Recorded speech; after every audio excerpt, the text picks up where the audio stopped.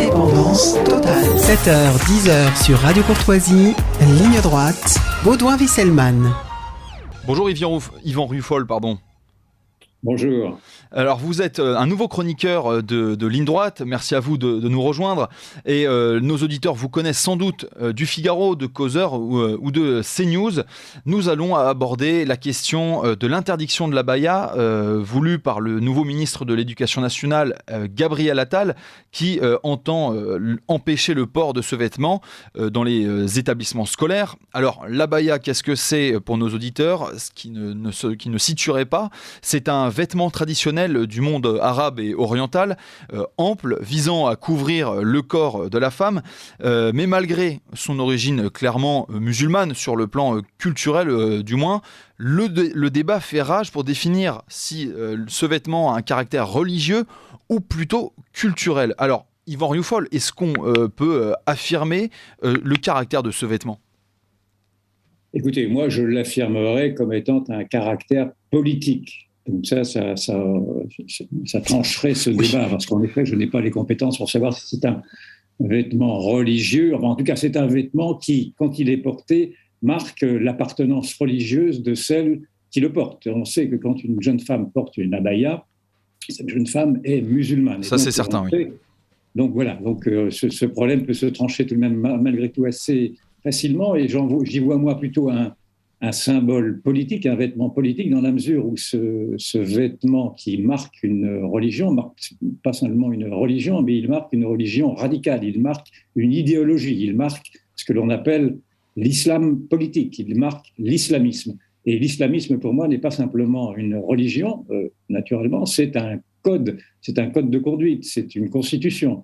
Le Coran est notre constitution, disent les islamistes. Et donc, en cela, je préfère, moi, parler de vêtements politiques, d'uniformes politiques, d'un uniforme qui marque une rupture, une séparation d'avec la société commune, d'avec la République. Et c'est en cela que l'abaya, ou le qamis, ou le voile, parce que tout ceci est une déclinaison d'une même visibilité islamique qui est encouragée par les frères musulmans, c'est en cela que ce vêtement pose problème. Moi, je suis un ardent défenseur de toutes les libertés, et on pourrait penser naturellement que je puisse accepter d'entendre ces jeunes femmes qui réclament leur liberté d'avoir à se vêtir comme elles le veulent. Simplement, j'entends cet argument, il est fort, hein, il ne faut pas du tout l'évacuer, mais simplement, je mets en garde sur un excès de naïveté qui voudrait que, en fonction du respect de ces libertés, nous acceptions de voir subvertir l'espace public par une idéologie liberticide, parce que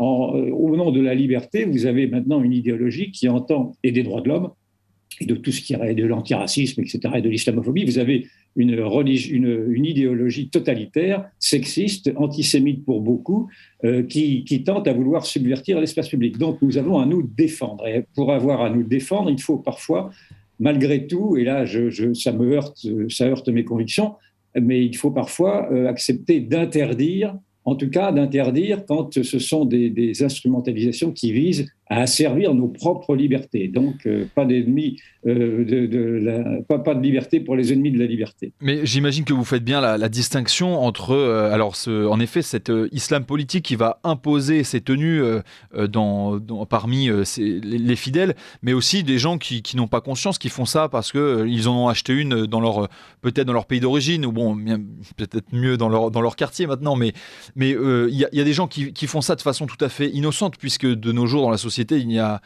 plus personne ne considère qu'il y ait une culture qui soit présente, une culture majoritaire et autochtone. De manière innocente, je ne le pense pas. Enfin, le Conseil français du culte musulman nous dit que l'abaya est simplement un phénomène de mode. Il est possible, en effet, qu'il y ait des jeunes filles qui le portent parce qu'elles pensent être à la mode, mais je crois, encore une fois, il ne faut pas être naïf. Je pense que l'abaya, qui est survenue il n'y a pas si longtemps que cela, la loi de 2004 sur le voile ne parlait pas de l'abaya, parce que l'abaya n'était pas apparue dans les collèges et les lycées, mais vous avez depuis quelque temps une mobilisation, un prosélytisme qui est instrumentalisé, nous dit-on, par les frères musulmans et qui vise, à travers des visibilités, à imposer l'islam radical dans le domaine public. Donc peut-être est-ce qu'on peut considérer que ce abaya est banal et qu'elle est portée simplement par effet de mode par quelques jeunes filles. Je ne le crois pas. Je pense que c'est un acte plus revendicateur, un acte qui marque une défiance vis-à-vis de la République, un acte qui marque un signe d'appartenance, qui marque une volonté de se démarquer et de se prévaloir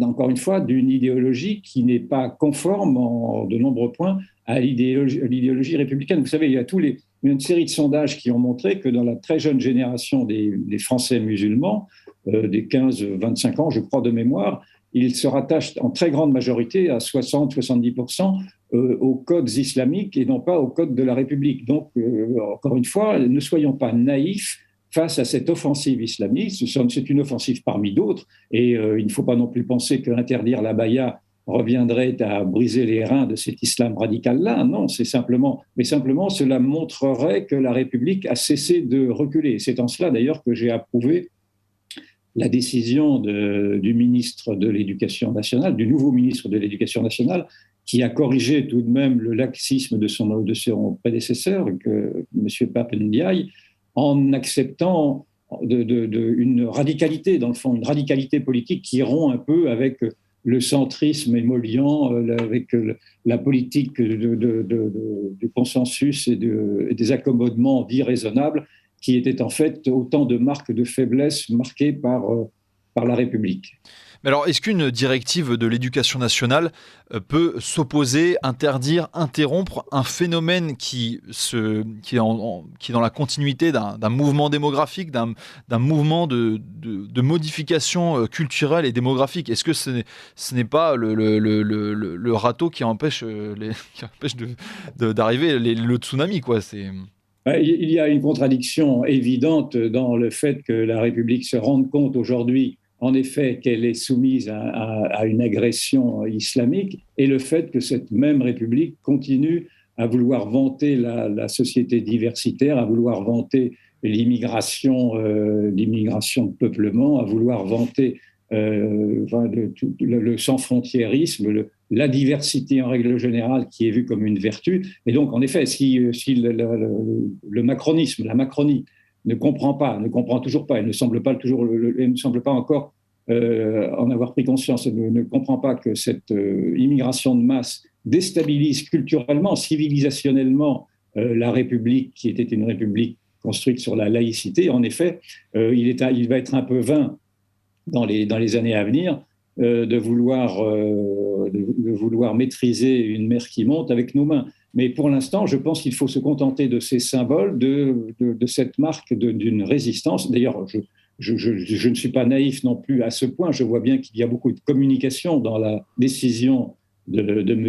Attal, car il ne faut pas oublier que, encore une fois, interdire l'abaya ne doit pas masquer les grandes lacunes de la République face aux offensives islamistes sur tout un pan d'une société, tout un pan invisible d'une société, en particulier sur le monde, sur cette société multiculturelle que continue à cautionner le président de la République lui-même, et qui favorise naturellement ce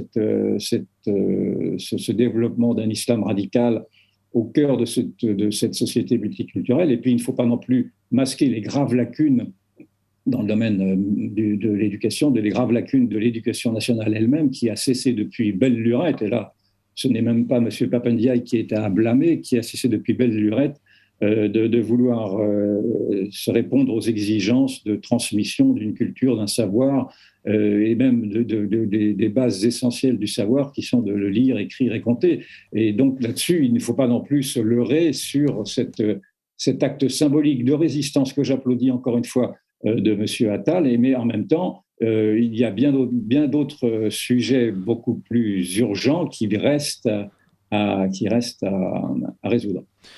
Un grand merci Yvan Rioufol d'avoir été avec nous. Je rappelle que vous êtes éditorialiste chez Causeur ou bien sur CNews.